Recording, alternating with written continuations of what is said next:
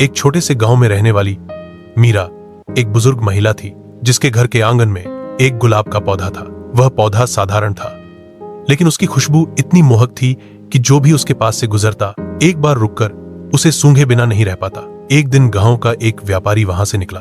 उसने गुलाब की खुशबू पहचानी और मीरा से पूछा, दादी, इस पौधे को मुझे बेच दो, मैं तुम्हें अच्छे पैसे दूंगा। मीरा मुस्कुराई और बोली, बेटा, यह पौधा तो मेरे लिए सिर्फ एक पौधा नहीं है, ये मेरे पति की यादों से जुड़ा है।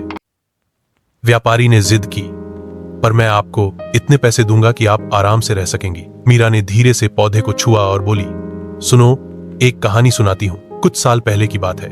मीरा के पति बीमार पड़ गए। डॉक्टर ने कहा कि वे ज्यादा दिन नहीं बचेंगे।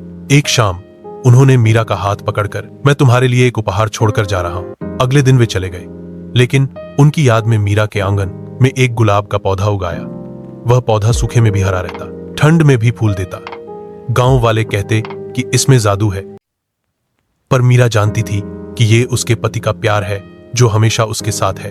व्यापारी की आंखें नम हो गईं। उसने कहा, माफ कीजिए दादी, मैं समझ गया, ये पौधा नहीं, आपकी यादों का खजाना है। उस दिन के बाद से व्यापारी रोज मीरा के घर आता, उसके काम में हाथ बौंटाता और गुलाब की खुशबू का आनंद लेता। कहानी सुनकर गांव वाले भी मीरा के पास आने लगे, उसकी कहानियां सुनने लगे। सीख, कुछ चीजें दिखने में छोटी होती हैं, लेकिन उनमें छुपे प्यार और यादों का खजाना अमूल्य होता है।